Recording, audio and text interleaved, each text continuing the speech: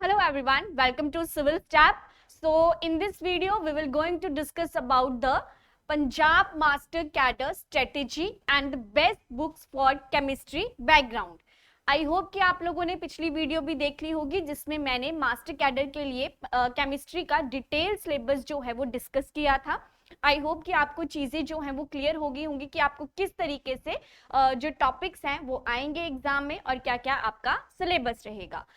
इस वीडियो का पर्पस जो है आज का वो ये है कि क्या हमारी स्ट्रेटेजी होनी चाहिए एग्जाम को अप्रोच करने के लिए और कौन कौन सी ऐसी बुक्स हैं जिनको हम अप्रोच कर सकते हैं इस एग्जाम के लिए, मतलब हम ज्यादा से ज्यादा क्या कर सकते हैं, प्रैक्टिस कर सकते हैं।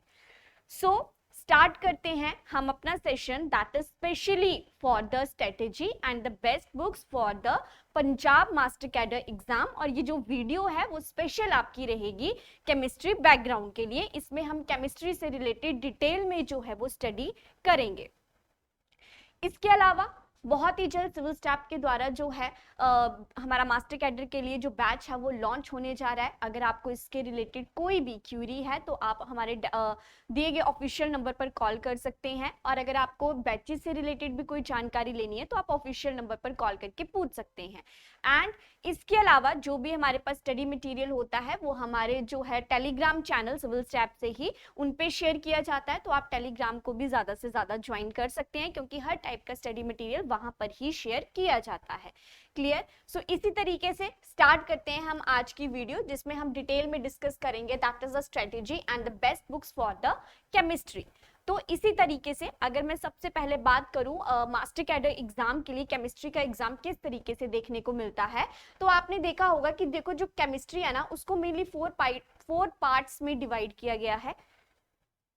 That is inorganic chemistry, organic chemistry, physical chemistry और एक हमारे पास आ जाती है स्पेक्ट्रोस्कोपी। तो इनऑर्गेनिक, ऑर्गेनिक और फिजिकल तो हम छोटी क्लासेस से पढ़ते आ रहे हैं। थोड़ी बहुत दिक्कत जो है वो कुछ बच्चों को स्पेक्ट्रोस्कोपी में आ जाती है, but this is also the very easy and the interesting chapter also. अगर आप एक बार इसको डिटेल में स्टडी कर लेंगे, कंसेप्ट क्या है, रूल्स क्या है, अगर आप उन्हें अच्छे से यहाँ पे स्टडी कर लेंगे तो आपको जो है वो चीजों के बारे में अच्छे से पता चल जाएगा। सबसे पहले तो ये कि केमिस्ट्री को जो है वो मेनली 4 सेक्शंस में डिवाइड किया गया है, that is the inorganic, organic, physical and the spectroscopy. ठीक है जी, आई होप कि ये चीजें आपको क्लियर होगी होंगी। अब चलेंगे नेक्स्ट हम, तो नेक्स्ट है हमारे पास कि किस तरीके से जो है वो आपके पास मार्क्स डिस्ट्रीब्यूशन देखने को मिलती है इसमें। देखो यहाँ पे अगर मैं बात करूं 50 मार्क्स की केमिस्ट्री जो है वो आपके पास देखने को मिलती है। 50 मार्क्स केमिस्ट्री से है, मतलब कि आपको यहाँ पे 50 क्वेश्चन ही देखने को मिलते हैं और वहां पे 50 मार्क्स होते हैं। अब इन 50 मार्क्स की जो डिस्ट्रीब्यूशन है वो इस तरीके से एग्जाम में क्वेश्चन आते हैं कि कुछ क्वेश्चंस जो हैं वो हमारे 11th to 12th पढ़कर ही क्लियर हो जाते हैं और कुछ टॉपिक्स ऐसे हैं जहां हमें ग्रेजुएशन लेवल पर भी जाना पड़ता है। तो अगर आपको कोई ये कहता है कि आप सिर्फ 11th 12th पढ़ लो दैट इज द इनफ, तो ऐसा नहीं है, क्योंकि जो हमारी स्पेक्ट्रोस्कोपी वाली टर्म्स हैं वो सारी की सारी हमें कहाँ पे आई थी, ग्रेजुएशन में आई थी। ठीक है जी ये बात। और जो 11th 12th है दिस इज बेस्ड, और मैं कह सकती हूँ कि 11th और 12th क्लास से 55 to 60% पेपर जो है वो हमारे पास देखने को मिलता है। इन शॉर्ट अगर मैं कहूँ कि अगर आप सिर्फ 11th और 12th ही करके जाते हैं तो आप 35 मार्क्स तक जो है वो अपने नंबर एक्सपेक्ट कर सकते हैं 50 में से। और अगर आप ग्रेजुएशन का भी 40% वाला पार्ट पढ़ के जाते हैं, जहां पे एग्जाम में क्या है कि 40% पार्ट जो है वो ग्रेजुएशन में से आता है, तो अगर आप होल सिलेबस कवर करके जाते हैं तो 45 प्लस मार्क्स जो हैं वो हमारे आसानी से आ सकते हैं। अब मैंने 45 प्लस क्यों बोला, क्योंकि एक्यूरेसी बहुत मैटर करती है। ठीक है, पढ़ के तो सभी गए होंगे लेकिन वहां पे आप कितने क्वेश्चंस गलत कर रहे हैं, क्या टिक कर रहे हैं, ये चीज बहुत ज्यादा मैटर करती है। तो accuracy and preciseness is very important while you attempt the paper. सबसे पहली बात तो हमने यहाँ पे ये स्टडी करी कि केमिस्ट्री में अगर बात करें तो सबसे पहले 4 टाइप की केमिस्ट्रीज है, inorganic, organic, physical and spectroscopy. Total 50 marks का केमिस्ट्री का एग्जाम आपको देखने को मिलता है। 50 क्वेश्चन आपके रहते हैं। इसे 2 पार्ट्स में डिवाइड करूं अगर मैं, तो एक आपका 11th 12th का सिलेबस रह जाता है, एक आपका ग्रेजुएशन वाला। 11 11th और 12th के सिलेबस की बात करूं तो वहां से 55 to 60% आपका एग्जाम जो है वो देखने को मिलता है, और ग्रेजुएशन वाले टॉपिक्स की बात करूं तो वहां से 40% पेपर जो है वो आपका देखने को मिलता है। सो इसी तरीके से हमारा जो मोटिव है वो क्या होना चाहिए कि हमने होल सिलेबस जो है वो उसको कवर करना है, क्योंकि जब आप होल सिलेबस को कवर करेंगे तो आपके पास इतना कॉन्फिडेंस होगा कि चलो जो भी क्वेश्चन आएगा कंसेप्ट लगाएंगे, क्या पता हमारा सही ही हो जाए।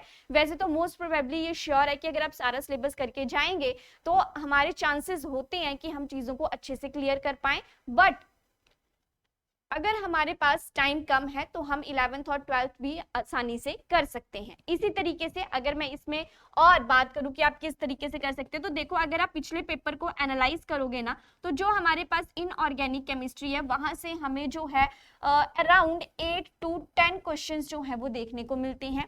स्पेक्ट्रोस्कोपी की बात करूं तो यहाँ पे भी सेम जो है वो 8 to 10 क्वेश्चंस देखने को मिलते हैं। ऑर्गेनिक केमिस्ट्री से भी अराउंड 10 ही क्वेश्चंस देखने को मिलते हैं, ठीक है। और सबसे ज्यादा क्वेश्चंस जो हैं वो फिजिकल केमिस्ट्री से देखने को मिलते हैं, अराउंड 15 क्वेश्चंस भी यहाँ पे आ रखे हैं, और ऑर्गेनिक से भी हो सकता है कि ज्यादा क्वेश्चंस आ जाएं। और अगर मैं क्वेश्चन लेवल की बात करूं कि किस तरीके का क्वेश्चन लेवल है, तो जो 2022 के पीछे वाले एग्जाम्स हैं अगर मैं उनकी बात करूं, तो अगर आप उसमें नॉर्मल भी पढ़ के जाते हैं तो वो आसानी से वो चीज जो है वो आपकी क्वालिफाइंग हो रही थी। बट अभी क्या है, पिछले कुछ टाइम से आपके जो एग्जाम का लेवल है वो डे बाय डे क्या हो रहा है, इंक्रीज हो रहा है। तो अभी कुछ अगर मैं एक पूरी एनालिसिस करूं तो मैं ये भी कह सकती हूँ कि कुछ जो टॉपिक्स हैं या कुछ जो क्वेश्चंस हैं वो आपके गेट लेवल तक के भी पूछे गए हैं। स्पेशली ये जो चेंज आता है ना वो हमारा आता है स्पेक्ट्रोस्कोपी में। बाकी जो चीजें हैं वो हम मतलब अपनी बहुत +1 +2 से पढ़ के आ रहे होते हैं तो वो चीजें हमारे माइंड में होती हैं, लेकिन थोड़ी बहुत दिक्कत जो है वो स्टूडेंट्स को आती है मेनली ऑर्गेनिक केमिस्ट्री में और स्पेक्ट्रोस्कोपी में। But that is also the easy one. अगर आप एक बार स्टडी करेंगे, कंसेप्ट सारे सीख लेंगे, क्या रूल्स एंड रेगुलेशंस होती हैं, तो आसानी से वो चीज जो है वो अटेम्प्ट हो जाती है। उसके बाद आसानी से कह रही हूं, उसका मतलब ये नहीं है कि जस्ट पढ़ लिया तो हो गया। You have to practice, you have to solve the examples. आप स्ट्रक्चर्स ड्रॉ करोगे, स्पेक्ट्रोस्कोपी लगाओगे, तब जाके वहां पे चीजें जो है वो देखने को मिलेंगी। Clear? So I hope that this point is clear to all of you कि 50 मार्क्स हैं, 50 मार्क्स हमने लाने हैं। हमारा टारगेट रहेगा कि 50 आउट ऑफ 50 लेना है, लेकिन ज्यादा नहीं तो 45+ मार्क्स तो आपको लेकर ही आने हैं। और मैंने मार्क्स डिस्ट्रीब्यूशन आपको बता दिया, तो 11th और 12th से पढ़ना आप स्टार्ट कर देंगे। उसके बाद कुछ टॉपिक्स हमारे ऐसे रहेंगे जहां पे हम स्पेक्ट्रोस्कोपी के बारे में स्टडी करेंगे, क्योंकि जो ग्रेजुएशन है उसमें से नॉट अबाउट दिस स्पेक्ट्रोस्कोपी, और भी कुछ छोटे छोटे ऐसे टॉपिक्स हैं जो हमें ग्रेजुएशन लेवल से देखने को मिलते हैं। स्पेशली अगर मैं बात करूं तो हो सकता है कि ऑर्गेनिक केमिस्ट्री में आपको ये चीजें जो है वो देखने को मिले। सो this is all about the marks distribution. इसी तरीके से अगर मैं आगे चलूं तो अब है हमारे पास कि आपको किस तरीके से स्टडी करनी होती है। सो अब देखो होता क्या है, अगर मैं बोलूं कि मेरे पास है फिजिकल केमिस्ट्री, ठीक है, फिजिकल केमिस्ट्री है मेरे पास, एक सेकेंड स्पेलिंग गलत होगी। अगर मेरे पास फिजिकल केमिस्ट्री है और मैं इसमें ये बोलूं कि चलो मैं सबसे पहले जो है वो सॉलिड स्टेट पढ़ लेती हूँ, ठीक है, तब भी चीजें कहीं ना कहीं हो जाती हैं। बट अगर मैं ये बोलूं कि सॉलिड स्टेट के बाद मैं सॉल्यूशन वाला चैप्टर पढ़ लेती हूँ और मोल कंसेप्ट के बारे में मुझे कुछ पता ही नहीं है, तो वहां पे चीजें जो है वो नहीं हो पाएंगी, क्योंकि जब तक आपको मोल कंसेप्ट के बारे में पता नहीं होगा आप सॉल्यूशन वाले चैप्टर के न्यूमेरिकल्स को सॉल्व नहीं कर पाओगे। इसी तरीके से अगर आप यहाँ पे क्या करेंगे कि डी और एफ ब्लॉक पढ़ना डायरेक्ट स्टार्ट कर देंगे और आप पीरियोडिक टेबल को स्टडी ही नहीं करेंगे तो आप इसके क्वेश्चंस को सॉल्व नहीं कर सकते। That is why I said कि किस तरीके से पढ़ाई करनी होती है, sequence wise. Sequence is the key of anything. अगर आप सीक्वेंस वाइज चलेंगे, फॉर एग्जांपल आप ऑर्गेनिक केमिस्ट्री पढ़ना स्टार्ट कर दिया और आपने डायरेक्ट जो है वो एल्डिहाइड्स एंड कीटोन्स पढ़ना स्टार्ट कर दिया और आपको पता ही नहीं है कि आईयूपीएसी नेमिंग कैसे करते हैं, कैसे इंडक्टिव इफेक्ट होता है, क्या ट्रेंड्स होते हैं, किस तरीके से रिएक्टिविटी इंक्रीज और डिक्रीज करती है, तो वहां पे एल्डिहाइड्स और कीटोन्स को पढ़ने का फायदा तो कोई होगा ही नहीं। That is why always keep in your mind that sequence is the key, कि अगर आप स्टेप बाय स्टेप चलेंगे तो आपको सारी चीजें वहां पे क्या रहेंगी, क्लियर रहेंगी। क्लियर? इसी तरीके से मैं आगे अगर बात करूं कि किस तरीके से अब चीजें स्टडी करनी है, तो सबसे पहले चीजों को क्या करो, डिफरेंशिएट करो। ठीक है, डिफरेंशिएट इस तरीके से करो कि कंसेप्ट क्या है और न्यूमेरिकल वाला पार्ट क्या है। जब आपको ये चीजें हो जाएंगी, कंसेप्ट है मतलब कि आपको यहाँ पे लर्निंग भी करनी पड़ेगी। लर्निंग का मतलब है कि कुछ चीजें आपको याद भी रखनी पड़ेंगी, रूल्स पता होगा तभी कर पाएंगे।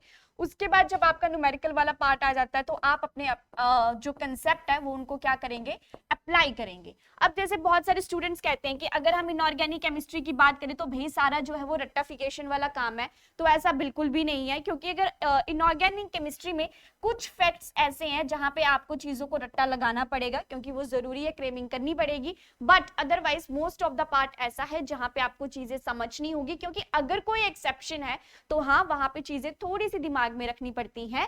अदरवाइज इनऑर्गेनिक केमिस्ट्री जो है वो सारी फैक्चुअल बेस्ड है। इसके बाद अगर फिजिकल केमिस्ट्री की बात करूं तो फिजिकल केमिस्ट्री में आप सबसे पहले जो है वो थ्योरी वाला पार्ट अपना कवर करें, फॉर्मूलाज को अच्छे से देख लें और ट्राई करें कि जब आप फिजिकल केमिस्ट्री को पढ़ना स्टार्ट कर रहे हैं तो मान लो आपने मोलरिटी पढ़ा, आपने उसका फॉर्मूला देख लिया, यूनिट्स देख लिए, तो कुछ क्वेश्चंस जो है मतलब 8 to 10 क्वेश्चंस आप उसी टाइम सॉल्व करके देखें, ताकि जब बाद में आप न्यूमेरिकल सॉल्व करेंगे तो आपको दिक्कत ना हो। ठीक, और इसी तरीके से ऑर्गेनिक केमिस्ट्री की बात करूं तो मैं यही कहूंगी स्टार्टिंग जो है वो आपको जनरल ऑर्गेनिक केमिस्ट्री से करनी चाहिए, तभी जो है वो आगे चीजें आपकी क्लियर होंगी। और जब आपकी चीजें डिफरेंशिएट हो गई हैं, एक सीक्वेंस बन गया है कि हमें कौन सी चीज कैसे पढ़नी है, उसके बाद आपको बनाने हैं अपने हैंड रिटन नोट्स। वैसे तो आपको हैंड नोट्स जो है वो यहाँ से भी मिल जाएंगे, सारी की सारी प्रॉपर वे में आपको नोट्स मिलेंगे, टेस्ट मिलेंगे। बट मैंने क्यों कहा कि हैंड रिटन नोट्स बनाओ, क्योंकि जब आप चीजें लिखते हो ना तो आपके दिमाग में चीजें जाती हैं। तो आप कुछ भी कर लो, कितनी भी वीडियोस देख लो, लेकिन अगर आपने प्रैक्टिस नहीं किया, आपने कॉपी और पेन नहीं पकड़ा है, तो आप कितनी रट्टाफिकेशन कर लोगे, कितना पढ़ लोगे, कितना चीजों को दिमाग में रख लोगे। But if you right the things तो चीजें सबकॉन्शियस पावर में जाती हैं। हमें कभी कभी क्वेश्चन देख के याद आ जाता है कि हाँ ये कंसेप्ट हमने पढ़ा था, तो ये चीजें ऐसे एग्जिस्ट करती हैं। So try to make hand notes, मतलब कि जब आपको प्रॉपर वे में सारे के सारे लेक्चर्स मिल गए हैं, आपको नोट्स मिल गए हैं, तो आप उनमें से एक डिटेल निकालिए और खुद से लिख के देखिए। एटलीस्ट ज्यादा नहीं तो एक बार तो हैंड रिटन नोट सबको बनाने ही चाहिए। क्लियर। और उसके बाद लास्ट स्टेप होता है हमारा रिवीजन का, जो हम में से कोई भी नहीं करता है, बट ये सबसे गलत बात है, because revision is very very important. आप अगर एक चीज को डिफरेंट चीजें पढ़ने से बेटर है कि जो आपके पास मटेरियल है उसको आप ज्यादा से ज्यादा जब रिवाइज करोगे तो वहां से चीजों की क्लैरिफिकेशन ज्यादा होती है और पेपर क्वालिफाई करने के जो चांसेस हैं वो आपके ज्यादा रहते हैं। सो आई होप कि ये छोटे छोटे जो पॉइंट्स हैं वो आपको क्लियर हो गए होंगे। तो किस तरीके से हमें स्टडी करना है, पहले चीजों को डिफरेंशिएट करना है, उसके बाद हमने नोट्स बनाने हैं, देन हमने क्या करना है, ज्यादा से ज्यादा रिवाइज करना है। और इसी तरीके से अब अगर मैं बात करूं अगले उसकी, तो नेक्स्ट है हमारे पास की जैसे मैंने पहले ही कहा कि सीक्वेंस इज द की। तो मैं आपको इनऑर्गेनिक केमिस्ट्री में ये कहूंगी कि आप सबसे पहले यहाँ पे चल सकते हैं पीरियोडिक टेबल से। जब आपका एक बार पीरियोडिक टेबल आपका क्लियर हो गया, मतलब आपने ये सारा पढ़ लिया, उसके बाद आप जाएंगे S P D and F block पे। ठीक है, एफ ब्लॉक में जो भी चीजें मैं ऑलरेडी डिटेल में सिलेबस डिस्कस कर चुकी हूँ कि क्या क्या टॉपिक्स हैं। इसके बाद आपको यहीं से आना है मेटलर्जी वाले चैप्टर में, क्योंकि ये जो है वो इससे क्या करता है, डील करता है। जब आपका मेटलर्जी वाला चैप्टर हो जाता है तो आप साथ में ही स्ट्रक्चर ऑफ एटम को पढ़ना स्टार्ट कर देते हैं। कुछ लोग स्ट्रक्चर ऑफ एटम को जो है वो फिजिकल केमिस्ट्री में भी डिफरेंशिएट करते हैं, तो जब क्वांटम वाला पार्ट आ जाता है तो वो फिजिकल में चला जाता है। स्ट्रक्चर ऑफ एटम के बाद आप स्टार्ट कर दीजिए chemical bonding, and as we all know that these 3 chapters are very very important, heart and soul of the chemistry. और जब आपकी केमिकल बॉन्डिंग हो जाती है तो उसके बाद आप चले जाइए कोऑर्डिनेशन केमिस्ट्री पे, और कोऑर्डिनेशन केमिस्ट्री जब आपकी हो जाएगी तो उसके बाद आप आ जाइए ऑर्गेनोमेटालिक केमिस्ट्री पे। ठीक है, तो इस तरीके से अगर आप 1 by 1 चीजें चलेंगे तो वहां पे क्या होता है, क्लियर होता है। पहले बुक उठाओ, +1 +2 वाली पीरियोडिक टेबल पढ़ना स्टार्ट करो, साथ में देख लो कि कोई कंसेप्ट एक्स्ट्रा अगर आपका ग्रेजुएशन वाली बुक में है तो उसको भी साथ में ही नोट्स बना लो। तो इससे क्या होगा, एक हमारे पास प्रॉपर नोट्स बन जाते हैं, जब हम रिवाइज करेंगे तो हमें क्या रहेगा, इजी रहेगा। अब इसी तरीके से अगर मैं फिजिकल केमिस्ट्री की बात करूं, then start from the mole concept always, क्योंकि जब एक बार मोल कंसेप्ट हो गया तो बाकी चीजें हो जाती है। मोल कंसेप्ट के बाद आप सॉल्यूशन वाला चैप्टर देख सकते हैं। फिर आपका आ जाता है chemical kinetics, this is very very important chapter from the physical chemistry. Chemical kinetics के बाद आपका आ जाएगा इक्विलिब्रियम वाला चैप्टर, क्योंकि यहाँ से भी आपको 1 या 2 क्वेश्चंस डेफिनेटली देखने को मिलेंगे। अब मोल कंसेप्ट, सॉल्यूशन और केमिकल काइनेटिक्स से सबसे ज्यादा न्यूमेरिकल्स जो है वो देखने को मिलते हैं। इसके बाद you can go for the electrochemistry chapter. Electrochemistry भी इंपॉर्टेंट है, यहाँ से भी आपके पास जो है वो न्यूमेरिकल्स देखने को मिलते हैं। इलेक्ट्रोकेमिस्ट्री के बाद आप सरफेस केमिस्ट्री वाले चैप्टर पे आ सकते हो, उसके बाद आप सॉलिड स्टेट कर लो, क्योंकि सॉलिड स्टेट के बारे में, सॉलिड स्टेट आप पहले भी कर सकते हैं क्योंकि इसमें कोई मोल कंसेप्ट यूज नहीं होता है, समहाउ थोड़ी सी थ्योरेटिकल वे है, कुछ जो है वो इसमें न्यूमेरिकल पार्ट है। ठीक है, तो जब आपका सॉलिड स्टेट हो गया, ये सारी चीजें होंगी, तो इस तरीके से आप फिजिकल केमिस्ट्री को क्या कर सकते हो, अप्रोच कर सकते हो। उसके बाद के जो टॉपिक है वो इसके बाद आप 1 बाय 1 जो है वो आराम से कर सकते हैं। क्लियर है। और इसी तरीके से अगर मैं ऑर्गेनिक केमिस्ट्री की यहाँ पे बात करूँ तो ऑर्गेनिक केमिस्ट्री में क्या होता है, सबसे पहले तो मैं हमेशा यही कहूंगी कि जर्नल ऑर्गेनिक केमिस्ट्री से स्टार्ट करो। जर्नल ऑर्गेनिक केमिस्ट्री में सबसे पहले आपको स्टार्ट करना है हाइब्रिडाइजेशन वाले चैप्टर से, उसके बाद आपको स्टडी करनी है आइसोमेरिज्म क्या होती है। आइसोमेरिज्म के बाद आप जा सकते हैं IUPAC नोमेनक्लेचर पे। IUPAC जब आप करना सीख जाएंगे तो उसके बाद जो है वो आप जा सकते हैं इलेक्ट्रॉनिक डिस्प्लेसमेंट वाले चैप्टर पे। इलेक्ट्रॉनिक डिस्प्लेसमेंट का मतलब क्या है कि जहां पे आप क्या सीखते हैं, what is inductive effect, what is resonance effect, mesomeric effect, conjugation, hyper conjugation, acidity factor, basicity order, ये सब चीजें जो है वो जब आप यहाँ पे सीख लेते हैं, इन शॉर्ट टॉर्शियोमेरिज्म, मेटामेरिज्म, कीटोइनोल टॉर्शियोमेरिज्म, जो भी हमारे पास ट्रेंड्स होते हैं, छोटी छोटी टर्म्स होती हैं, जब आपकी वो हो जाएंगी, इसके बाद आप जाएंगे रिएक्शन इंटरमीडिएट्स पर। That means the formation of carbocations, carbanions, carbenes, nitrenes, free radicals, इनके बारे में। और उसके बाद आपका आता है कि कौन कौन सी टाइप की रिएक्शंस होती हैं और कौन कौन से टाइप के यहाँ पे मैकेनिज्म जो है वो आपके पास देखने को मिलते हैं, लाइक SN1 एंड SN2, कुछ रूल्स हैं, Markovnikov rule, anti Markovnikov rule, सेटजेफ rule, popups rule sorry. तो आप जो है वो इन्हें यहाँ पे डिस्कस इस सीक्वेंस में जो है वो आप उसे स्टडी करेंगे। जब आपकी एक बार GOC हो जाती है, फिर आप अपने चैप्टर्स उठा लीजिए, पहले हाइड्रोकार्बन कर लो, फिर oxygen containing compound, then nitrogen containing compound, और इसी में हमारे पास ऑर्गेनिक केमिस्ट्री में ही एक पॉलीमर्स वाला चैप्टर रहता है, उसे आप सबसे पहले भी कर सकते हैं क्योंकि ये छोटा सा चैप्टर है बट इंपॉर्टेंट है। क्लियर। नेचुरल प्रोडक्ट्स आपके आ जाएंगे, नेचुरल प्रोडक्ट्स के बाद जो है वो आपका बायोमोलिक्यूल्स वाला चैप्टर आ जाएगा। तो इस तरीके से आप क्या कर सकते हैं, चैप्टर्स को स्टडी कर सकते हैं। और जब आपके पास टाइम होता है तो हमारे पास EVS वाला और केमिस्ट्री इन एवरीडे लाइफ वाला जो चैप्टर है वो रह जाता है, तो उसे अगर आप थोड़ा सा टाइम भी देंगे तो आसानी से ये चैप्टर्स जो हैं वो आपके कवर हो जाते हैं। अब लास्ट में मैं बात करूंगी स्पेक्ट्रोस्कोपी की। तो देखो, spectroscopy is also very important. If I से कि स्कोरिंग सब्जेक्ट आपका रहेगा ये 1 बाय 1 एक एक स्पेक्ट्रोस्कोपी उठानी है, चाहे पहले UV पढ़ लो, फिर इंफ्रारेड पढ़ लो, देन NMR पढ़ लो, NQR पढ़ लो, MS पढ़ लो, इलेक्ट्रॉन स्पिन पढ़ लो।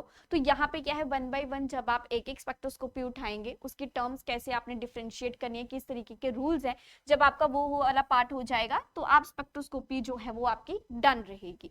अब हाँ, कुछ स्टूडेंट्स होते हैं जिन्हें स्पेक्ट्रोस्कोपी नहीं लगती है इतनी अच्छी, तो वहां पे क्या है, आप कुछ टॉपिक इंपॉर्टेंट उठा लो कि हाँ हमें ये करना है। आई मस्ट सुजेस्ट कि आप एक बार सारा ही करके जाएं, बट अगर नहीं कर सकते हैं तो जैसे NMR बहुत ज्यादा इंपॉर्टेंट है, NQR बहुत ज्यादा इंपॉर्टेंट है, मोस बार बहुत ज्यादा इंपॉर्टेंट है, मास स्पेक्ट्रोस्कोपी बहुत ज्यादा इंपॉर्टेंट है, 1H प्रोटोन वाली स्पेक्ट्रोस्कोपी बहुत ज्यादा इंपॉर्टेंट है। तो आप उन क्वेश्चंस को तो एटलीस्ट यहाँ पे करके जाइए। क्लियर है ये बात। So this is whole about the key sequence किस तरीके से जो है वो चीजें चलती हैं। अब चलेंगे आगे। ये तो पढ़ लिया कि किस तरीके हाउ टू स्टडी। अब बात आती है कि पढ़ना कहाँ से है। तो देखो, NCERTs are the best source, इसके ऊपर कोई चीज नहीं है, और एग्जामिनर खुद कहते हैं कि हम NCERTs को फॉलो करते हैं। अब देखो, अब मुझे पता है कि सारी चीजें NCERT से भी नहीं होती है, बट अगर मैं इनऑर्गेनिक केमिस्ट्री की बात करूं यहाँ पे, then you should follow NCERT। NCERT के बाहर से इनऑर्गेनिक आपकी नहीं आती है। अगर आप एनसीईआरटीज भी करके जाएंगे तो वो भी हो जाएगा। एनसीईआरटीज का मतलब क्या है कि 11th और 12th की एनसीईआरटीज कर लो, ठीक है। जब आपकी 11th और 12th की एनसीईआरटीज हो जाएगी then you should go for your references book. References book का मतलब ये है कि जो भी आपने अपने +1 और +2 में बुक पढ़ी हुई है, चाहे वो मॉडर्न की थी, चाहे वो दिनेश की थी, चाहे वो प्रदीप की थी, चाहे वो किसी भी पब्लिशर की थी, आप अपनी उसी बुक को उठाइए। जब आप उसी बुक को उठाएंगे आप उस थ्योरी को रीड करेंगे। थ्योरी को रीड करने के बाद चैप्टर के एंड में ना बहुत सारे एमसीक्यूज दिए गए हैं अराउंड, मतलब मैं कह सकती हूँ 100 to 200, या कुछ चैप्टर्स ऐसे हैं जहां पे 300 to 400 भी क्वेश्चंस जो है वो वहां पे है। तो अगर आप इतने क्वेश्चंस को भी अटेम्प्ट कर लोगे ना, बहुत ज्यादा प्रैक्टिस हो जाती है। ये इनफ क्वेश्चंस होते हैं, यहाँ वहां भागने की जरूरत होती ही नहीं है, क्योंकि जो चीजें हमने +1 +2 में पढ़ी हैं वो मोर देन इनफ होती हैं किसी भी एग्जाम को क्वालिफाई करने के लिए। So don't rush for the other books. Just सबसे पहला काम करो, एनसीईआरटीज पढ़ लो, उसके बाद जो है वो अपनी रेफरेंस बुक उठाओ, वहां से करो क्वेश्चन करना सॉल्व। नहीं पढ़नी एनसीईआरटीज मत पढ़ो तो अपनी रेफरेंस बुक को उठाओ और एमसीक्यूज करना सॉल्व कर लो। जब एक बार एमसीक्यूज वहां पे सॉल्व कर लोगे, उस बुक को कंप्लीट कर लोगे, then you should go for the other books, जैसे स्पेशली नीट के लिए होती हैं। तो वहां पे क्या है कि कुछ पब्लिशर्स की ऐसी बुक्स हैं जहां पे आपको क्वेश्चन ही मिलते हैं, तो आप कोई भी बुक उठा लो, उसमें से अरिहंत की उठा लो आप, या फिर कोई स्पेशल पब्लिशर है उनकी कोई बुक उठा लो, वहां से आप क्वेश्चन करना सॉल्व कर दो। क्योंकि जब आपने एक बार थ्योरी कर ली है तो आपका मेन काम क्या होता है कि आपको प्रैक्टिस करनी है। यू नीड क्वेश्चंस, तो क्वेश्चंस के लिए आप वहां से कोई ना कोई बुक जो है वो उठा सकते हैं। बट सबसे पहले डोंट फॉरगेट कि एनसीईआरटीज पढ़ लो या फिर रेफरेंस बुक को एक बार स्टडी जो है वो डेफिनेटली करना, तभी जो है वो क्वेश्चन अटेम्प्ट्स कर पाओगे। क्लियर?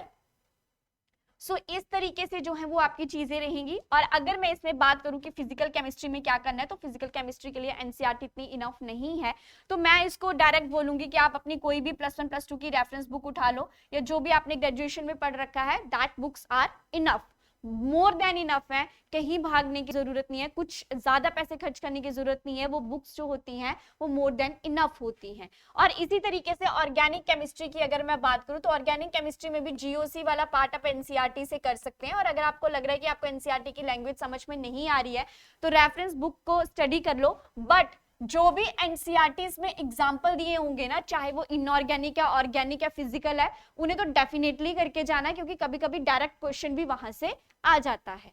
क्लियर? और इसके अलावा स्पेक्ट्रोस्कोपी की बात करूं, देन भाई इसमें तो आपको यू शुड गो फॉर जो भी आपने अपनी ग्रेजुएशन में पढ़ रखा है, उन बुक्स को दोबारा खोलने का टाइम आ गया है। क्योंकि स्पेक्ट्रोस्कोपी के लिए आपको पहले रूल्स का पता होना जरूरी है कि कौन सी स्पेक्ट्रोस्कोपी में किस तरीके से काम किया जाता है। क्लियर? सो इस तरीके से you can follow the NCERTs and then you should go for your references books. और इसके अलावा अगर मैं बात करूं, देन आपको जब आपने सारा पढ़ लिया है, उसके साथ ही आप प्रीवियस ईयर क्वेश्चन पेपर को सॉल्व करिए। ठीक है, किसी भी स्टेट का मास्टर कैडर का एग्जाम है, आप उनके क्वेश्चन पेपर भी उठाइए। आपके पास टीचिंग लेवल का कोई भी एग्जाम आ रहा है, आप उसका क्वेश्चन पेपर उठाओ, क्योंकि आप जितने प्रीवियस ईयर क्वेश्चन पेपर्स को सॉल्व करोगे उतना ही आपके लिए क्या रहेगा, अच्छा रहेगा। सो मास्टर कैडर के जो प्रीवियस ईयर क्वेश्चंस हैं उनका जल्दी ही जो है वो वीडियो यहाँ पे अपलोड हो जाएगा, आप उन्हें वहां से देख सकते हैं। So previous year question paper को भी सॉल्व करना उतना ही ज्यादा क्या रहेगा, इंपॉर्टेंट रहेगा। इसके बाद यहाँ पे कुछ मैगजीन्स थी जो मुझे काफी अच्छी लगी थी। यहाँ पे बहुत सारे क्वेश्चंस जो हैं वो दिए गए होंगे, इनऑर्गेनिक, ऑर्गेनिक, फिजिकल, स्पेक्ट्रोस्कोपी, हर टाइप के केमिस्ट्री का क्वेश्चन जो है वो यहाँ पे आपको देखने को मिलेगा। बट प्लीज पहले जो है वो आप एक बार एनसीईआरटीज या अपनी रेफरेंसेस बुक्स को स्टडी कर ले। जब आप क्वेश्चंस पर जाएंगे कि आपको क्वेश्चन सॉल्व करनी है, या आपने एक चैप्टर कंप्लीट कर लिया, आपको क्वेश्चन सॉल्व करनी है, then you should go for youth competition times की एक मैगजीन आती है या बुक भी है इसकी, तो आप उसे भी फॉलो कर सकते हैं। और एक जो है वो केमिस्ट्री टुडे की मैगजीन आती है, जहां पे भी बहुत सारे हमें केमिस्ट्री के क्वेश्चंस देखने को मिलते हैं। तो हमने इतना तो पढ़ लिया होता है कि हम केमिस्ट्री के क्वेश्चंस को सॉल्व करने लायक बन जाते हैं। Clear? So from my side these two magazines are enough. अगर आप इतने क्वेश्चंस भी कर लोगे, बहुत सारे कंसेप्ट्स जो हैं वो क्लियर हो जाते हैं। सोर्सेस लिमिटेड रखो, चीजों को ज्यादा से ज्यादा रिवाइज करो, that is enough. So this is all about this session and I hope कि आपको चीजें क्लियर होगी होंगी कि आपको कैसे चीजें पढ़नी है, सीक्वेंस वाइज पढ़नी है। ट्रेंड मैंने आपको बता दिया कि +1 +2 और ग्रेजुएशन दोनों से पूछा जाता है, पेपर का लेवल थोड़ा हाई हो रहा है। 45 प्लस मार्क्स अगर आपको लेने हैं तो सीक्वेंस वाइज स्टडी करिए, डिफरेंशिएट करिए, नोट्स बनाओ, रिवाइज करो, एनसीईआरटीज पढ़ो, रेफरेंस बुक्स लो और एटलीस्ट अपने आप को इतना टाइम दो कि आप अपना होल सिलेबस जो है वो कवर कर सको अपने एग्जाम से 1 महीना पहले या थोड़ा टाइम पहले, क्योंकि बहुत सारे स्टूडेंट्स हैं जिन्होंने ऑलरेडी तैयारी शुरू कर दी है या कुछ जो है वो अभी करेंगे. So this is all about. So civil staff बहुत ही जल्दी आपके लिए बैचेस जो है वो नए बैचेस लॉन्च करने जा रहा है. सो आप अपने आप को उधर भी एनरोल करवा सकते हैं क्योंकि डिटेल वे में जो है वो आपको सिलेबस देखने को मिलेगा. हर टीचर अपने अपने सब्जेक्ट में जो है वो एक्सपर्टाइज रहेगा. So you can join us and thank you so much. I hope that you like this video. Thank you and please like, share and subscribe our channel. Thank you.